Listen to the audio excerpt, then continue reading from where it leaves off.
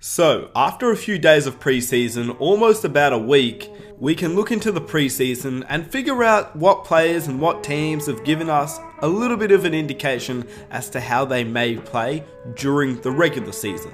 Considering that obviously players like Russell Westbrook haven't really played a whole lot, he's only played the one game, and then obviously players have missed out, their teams aren't 100% what they will be in the regular season, but it's just a slight indication of how they may play. So we're going to look at a few players, look at a few teams, and narrow some things down. Now, before I start with the video, obviously I have been missing for a fair few weeks. I haven't really uploaded as much as I would like, and that's to do with uni work and things I'm just getting done before the NBA season starts. So once the actual season starts, I can start posting a lot more. So, with that said, I'm sorry, I'm going to get them out, trust me, but as of now, I'm just focusing on my study first, and then when the season starts, I will definitely be uploading a lot more. And I understand the views have obviously decreased as the NBA was not existent, and then now it's the preseason, so they'll hopefully pick up a little bit more. Obviously, during the off-season, the views were there, the support was there. I greatly appreciate if you could support the channel by hitting that like button, subscribing if you're new for more NBA content, as I'm going to start uploading more videos since the NBA season is about to kick off. So, if you're ready for that, be sure to hit that subscribe button, push the notification button next to my name, and with that said, let's get on to the video. So far, some of the highlights. Obviously, Zion Williamson already looks like a monster. Obviously, he dominated college, but we weren't really sure how he'd translate to the NBA. It's bigger bodies, they are better players as it's an NBA, and yes, of course, it is just the preseason, and warning now, I'm going to continue to say that. It is just the preseason, but you can still read some things even if it wasn't preseason, because it's so different to, let's say, the summer league. Preseason is still the closest thing that we will get to an NBA season, and of course, things change as the season progresses, players become more fatigued, we have injuries, things like that, but preseason is still a small indication. So, Zion Williamson looks like a monster. He obviously had an amazing game against Chicago last game, dropping 29 points in 3 quarters, and even the game before, he did show some glimpses of what he could be. Lonzo Ball and that Zion connection is really fun to watch. The one question that I have for the Pelicans, and once again, it's just preseason, but I don't know how well they will play and mesh together as a team during the regular season. I don't know whether they'll continue to run the Lonzo Ball, Drew Holiday combination at the 1 and 2 guard. I would presume that they will, but then I would say maybe it would be better if they're trying to compete to have JJ Redick at the 2 and maybe Lonzo off the bench with Drew Holiday starting. We don't really know, but preseason has given us a good indication of what they may look like in the future. But the main take on the Pelicans is that Zion Williamson Lonzo Ball connection looks good. I just don't know how they'll translate win-wise in the NBA season. Another key thing we saw was Ben Simmons hitting a 3. Obviously, it's pretty cool to watch, and that changes so much for the 76ers. If Ben Simmons even just attempts 3s, it changes the whole dynamic of how the 76ers will run their offense and how opposition defenders will play them during the season. I believe that Ben Simmons and his 1-3 changes everything. And I think the Philadelphia 76ers will be a very, very good team next season and could be the best team in the Eastern Conference. Even with the Bucks still being there, it's going to be interesting to see what happens. But I think the 76ers on paper have a better team. So it's going to be fun to watch. And Ben Simmons hitting that 3, that was pretty cool to watch. Obviously, we're going a little bit further back, but we're looking at the Lakers and Warriors game. Pretty interesting. Obviously, the dynamic between LeBron and AD, as we assumed, is just unstoppable. It will be unstoppable through the regular season. But what I found really interesting was actually the big man dynamic with AD, Dwight, and JaVale McGee. That's going to be really fun to watch throughout the regular season. I believe that Dwight and JaVale will definitely be seen as one player rather than 2 separate players. So what I mean by that is that we will have to judge them as the one player.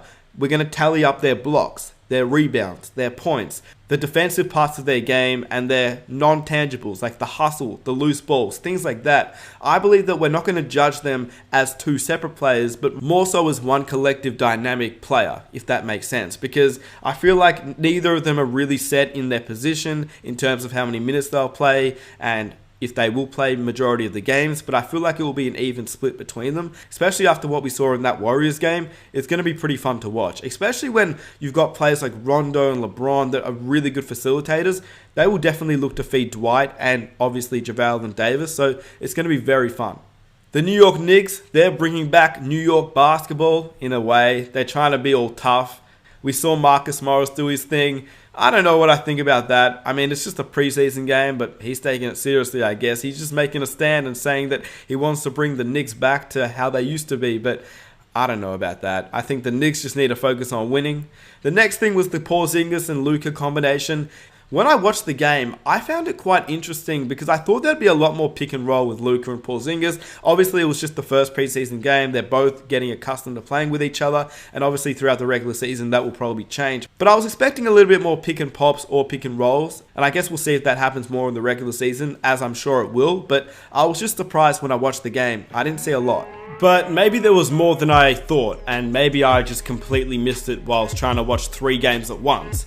But then again, Porzingis by himself looked really good. Obviously, it's his first game back in about 2 seasons, which is just crazy. Coming off an ACL injury, he looked pretty good for his first game back in his first run with Luka. I did enjoy watching him. It's good to see him back on the floor. So that was something positive at least. Tyler Hero for the Miami Heat. He played alongside Jimmy Butler and the rest of the crew, but I thought it would be Jimmy Butler that would be the most exciting to watch. But this kid, Tyler Hero, is an absolute stud. I think he'll be a very good player for the Heat. I said this ages ago in all my videos relating to the draft, but Hero really surprised me. I thought, yeah, okay, Summer League, I get it. You can drop 20, 30 points a game. But he was doing this in the preseason as well. It's going to be interesting to see how many minutes he gets during the regular season and if he can continue to play like this. But in just his first couple of preseason games, the second game he started off really hot, hit 6 straight points, didn't really do much for the rest of the game. But in his first preseason game with majority of the team like Goran Dragic, Jimmy Butler, Winslow, Bam Adebayo, Tyler Hero was the guy that stepped up. He was able to create his own shot. And it wasn't just his ability to create his own shot, it was more so the fact that they would give him the ball with time running down and he would create his own shot when there wasn't much time left on the clock. And that is a great sign of a good shooter. And that was something that I was really excited to see from him. Just his shot making in general, with tough coverage, he was able to stay on balance and hit shots. So that was really exciting and really positive for the Heat. He was able to use the pick and roll very well. His defense looks pretty solid.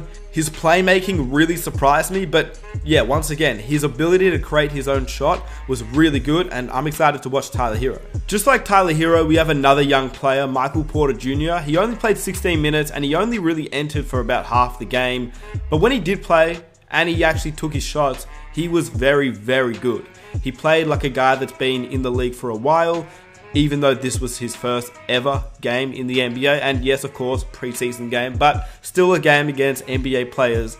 He played well. His shot selection was good. He hit shots. He took some tough contested shots and still made them. It's going to be very fun to watch him throughout the regular season and see how he develops even further. He's a guy that could have been a #1 draft pick had he not been injured. So I don't know how he's going to play on the Denver Nuggets, but I think his talent is there, and I think he's a very unique talent that could take the league by storm. And even in just his first preseason game, I noticed that he still reminds me a little bit of Kevin Durant. Not in the way he plays, but that high contested shot making ability, he still has that ability. And the last thing I want to talk about is that James Harden-Russell Westbrook combination. The combination itself, as expected, wasn't really clicking. Obviously, it was their first game together, first preseason game together. It wasn't exactly how they'll play during the regular season. Westbrook was a little bit off with his shot selection. He turned the ball over a lot. James Harden was trying out new moves, hitting step back threes, obviously how he's done throughout his whole career, but attempting more so the Euro step 3, which he's now implementing in his game. That was pretty interesting to watch. But the combination between Harden and Westbrook hasn't clicked as of yet, and the Houston Rockets will actually play tonight, or basically when everybody wakes up, the Houston Rockets will have played. And I don't know if Westbrook and Harden are playing, but if they do play, hopefully they will. It will give us a little bit more of an indication to see how they play together and if they play together in this game. Because the first game together didn't really click for them, so in this next game, we're going to see how they play, and hopefully it's a good sign if you're a Rockets fan and just a fan of the NBA in general. It didn't really look like they were playing as a dynamic duo, and obviously they can make the playoffs with just James Harden alone, but if they want to go any further in the playoffs and want to actually try to make the finals this season, I feel like that Russell Westbrook James Harden duo needs to click immediately because the Western Conference is so strong. But obviously it was one preseason game. It's going to be interesting to see how they develop even further, but as of now, those were my takes on the preseason so far. Let me know what you guys thought about the preseason so far. If you guys agreed or disagreed with any of this, let me know down below in the comment section. I'd greatly appreciate if you guys could drop a like to support the channel. Follow me on Instagram, hit the notification button so you can watch my next video when I upload it immediately, and subscribe if you're new. With that said, it's been your boy Nick Smith. I'm out. Peace.